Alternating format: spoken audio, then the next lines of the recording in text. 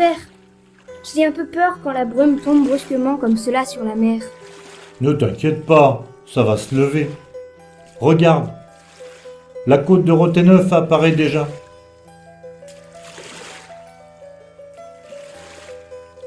Oh, je vois des formes sur les rochers. Regarde, grand-père, je vois une grande tête avec un chapeau. Oh, je devine un monstre. Quelle imagination. Ta maman t'a lu trop d'histoires. Non, c'est vrai, regarde. En effet, on dirait que quelqu'un a sculpté les rochers de la falaise. Accostons et allons voir.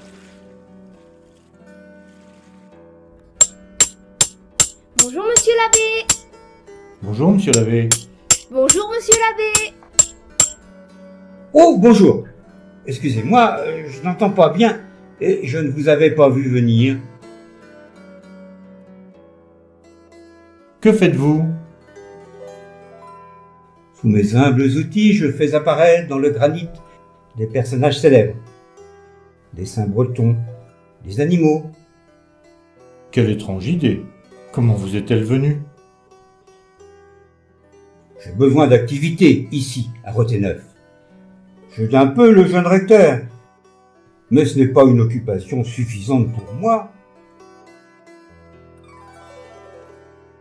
Quand je regarde longuement le granit, je vois par la pensée se dessiner des formes dans la pierre.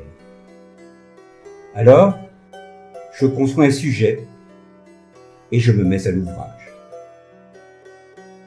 Cela fait environ 12 ans que j'ai commencé. Quelle imagination! J'ai débuté par la pointe du Christ et maintenant, j'œuvre beaucoup à la pointe de la haie.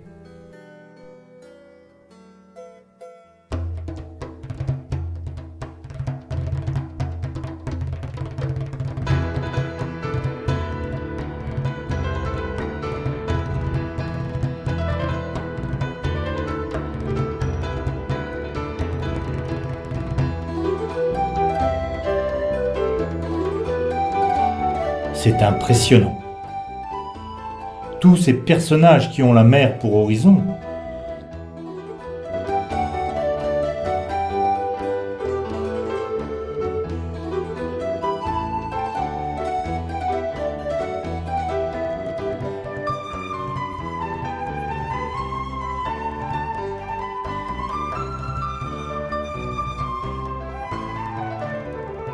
Je travaille aussi le bois. Venez dans mon ermitage, je vais vous montrer. Il y en a partout. Quelle production! Oui, j'ai un besoin irrépressible de créer des personnages dans la roche, mais aussi à partir d'un tronc d'arbre ou d'un petit morceau de bois. Très souvent, je peins mes statues.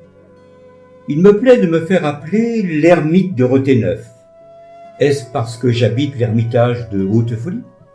Ou parce que j'admire Gaubrien, le saint évêque de Vannes, qui a fini sa vie en ermite? Grand-père, elles me font un peu peur, ces vilaines têtes. Que de travail! Vous avez beaucoup de temps pour réaliser toutes ces sculptures. Oui, car après avoir été plus de 30 ans prêtre dans diverses paroisses d'Ille-et-Vilaine, j'ai été remercié et mis à la retraite par l'Église. Pour cause, m'a-t-on dit, de dureté d'oreille. Mes paroissiens de Langouette m'ont soutenu auprès de l'évêché. Ils voulaient me garder. C'est une injuste décision. Étais-je trop franc, trop remuant? En 1894, je me suis installé à Roténeuf. Je communie avec les éléments créés par notre Seigneur, la mer, le ciel, les rochers. Au début, les enfants du pays, encouragés par leurs parents, m'ont poursuivi de leur méchanceté. Et la nuit, ils détruisaient mon travail. Dérangés sans doute par une démarche qu'ils ne comprenaient pas, ils me traitaient de fou. Maintenant que je deviens célèbre, ils m'ont accepté. Depuis 1896, le tramway qui vient de Saint-Malo amène beaucoup de visiteurs qui achète de nombreuses cartes postales. J'ai installé des troncs pour recueillir les oboles. Mon but est d'aider les pauvres et les déshérités.